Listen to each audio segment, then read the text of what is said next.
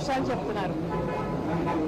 జగన్మోహన్ రెడ్డి గారు నెలకు 60 కోట్ల రూపాయలు ఆయనకు అందిందని చెప్తున్నారు. 3,500 కోట్ల రూపాయలు అవినీతి జరిగిందని చెప్తున్నారు. కానీ ఆంధ్ర రాష్ట్రంలో జరిగిన మద్యం స్కాము కేవలం అంతకే పరిమితం కాదు. ఆంధ్ర రాష్ట్రంలో మద్యం స్కామ్ జరిగింది. అది మ్యానుఫ్యాక్చరింగ్ దగ్గర నుంచి, డిస్టిలరీస్ మ్యానుఫ్యాక్చరింగ్ దగ్గర నుంచి ఆఖరి కన్జ్యూమర్ సేల్స్ వరకు కూడా ఈ అవినీతి జరిగింది అన్నది చాలా స్పష్టంగా అర్థమవుతుంది. ఎందుకంటే అసలు ఎక్కడా లేని విధంగా, ప్రపంచంలో ఎక్కడా లేని విధంగా ఈ డిజిటల్ యుగంలో కూడా ఓన్లీ క్యాష్ పద్ధతుల్లో అమ్మకాలు జరిపింది కేవలం ఒక్క ఆంధ్ర రాష్ట్రంలో మాత్రమే అనుకుంటా. ఇంత బ్లాక్ మనీ ఉండకూడదు, వైట్ మనీలోనే అన్ని ట్రాన్సాక్షన్స్ జరగాలి అని ఇంత ఎక్కువగా ప్రాపగేట్ చేస్తున్న ఈ యుగంలో కూడా డిజిటల్ పేమెంట్స్ వీల్లేదు, డెబిట్ కార్డులు, క్రెడిట్ కార్డులు, పేటిఎంలు లాంటివి వీల్లేదు, ఓన్లీ క్యాష్ పద్ధతుల్లోనే మద్యం అమ్ముతాము అని ఒక ప్రభుత్వమే దీన్ని ఎంకరేజ్ చేసింది అంటే ఇది ప్రపంచంలో ఎక్కడా జరగదు. కాబట్టి ఇది ఒక ఆర్థిక నేరం. ఇది అంతకంటే పెద్ద నేరం.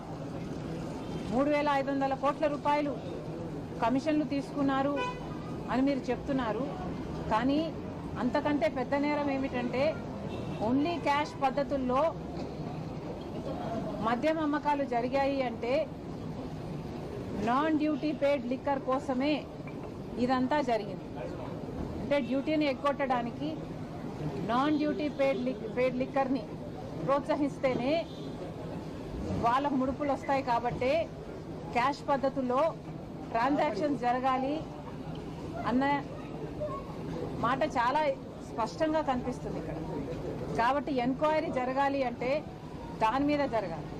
On the floor of the house ముఖ్యమంత్రి చంద్రబాబు గారే 5 సంవత్సరాలలో, వైసీపీ 5 సంవత్సరాలలో దాదాపు 1,00,000 కోట్లు మద్యం ఇలా నాన్ డ్యూటీ పేడ్ లిక్కర్ విధానంలో అమ్మడం జరిగింది. కేవలం 614 కోట్ల రూపాయలు మాత్రమే డిజిటల్ పేమెంట్స్ రూపంలో చేశారు. మిగతాది అంతా అన్అకౌంటెడ్ ఫార్ అంటే బ్లాక్లో, క్యాష్లో జరిగింది. దాని గురించి తేల్చాల్సిన అవసరం ఎంతైనా ఉంది.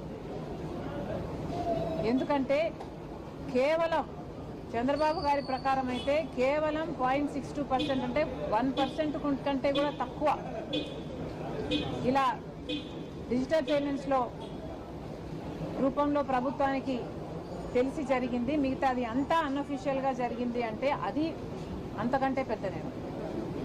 అంతేకాదు 5 సంవత్సరాలలో వైసీపీ అధికారంలో ఉంది. ట్రస్టెడ్ లిక్కర్ బ్రాండ్స్కి ఏవి కూడా అసలు వాటికి అనుమతులు లేకుండా కొత్తవి, చీప్వి, లో క్వాలిటీ ఉన్నవి లేదా హార్మ్ఫుల్గా ఉన్నవి ఈ బ్రాండ్లని ఎందుకు ప్రోత్సహించారు? ఇది చాలా అన్ఎథికల్గా జరిగింది. కాబట్టి ఎంతోమంది దాదాపు లక్షల్లో ఉంటారో లేకపోతే కోట్లలో ఉంటారో ఇంతమంది హెల్త్కు సంబంధించిన విషయం. ఆ 5 సంవత్సరాలలోనే దాదాపు 30 లక్షల మందికి కిడ్నీ, లివర్ ప్రాబ్లమ్స్ వచ్చాయన్నారు. 30,000 మంది ఈ హార్మ్ఫుల్ లిక్కర్ వల్ల చనిపోయారన్నారు. అంతేకాదు 900% న్యూరోలాజికల్ వీక్నెసెస్ కేసుల్లో ఇంక్రీజ్ని చూసామన్నారు. ఇలాంటివి 1 కాదు 2 కాదు ఎన్నో రకాలుగా ఈ ట్రస్టెడ్ లిక్కర్ బ్రాండ్స్ని అనుమతించకపోగా చీప్ లిక్కర్ని, లో గ్రేడ్ లిక్కర్ని హార్మ్ఫుల్ లిక్కర్ని మాత్రమే సరఫరా చేయడంతో లక్షల్లో కోట్లలో ఇది ఎఫెక్ట్ అయింది. అంత జనాభాకి ఇది ఎఫెక్ట్ అయింది. కాబట్టి ఎంక్వైరీ జరగాలి అంటే దాని మీద కూడా జరగాలి. వీటికి అన్నిటికీ ఎవరు బాధ్యులు? సమాధానాలు ప్రజల ముందు పెట్టాలి. అందుకే చెప్తున్నాము, సిట్ అయినా చంద్రబాబు గారైనా వీటికి కూడా సమాధానాలు వెతకాల్సిన అవసరం ఉంది. మీరు డిస్టరీస్ దగ్గర మొదలు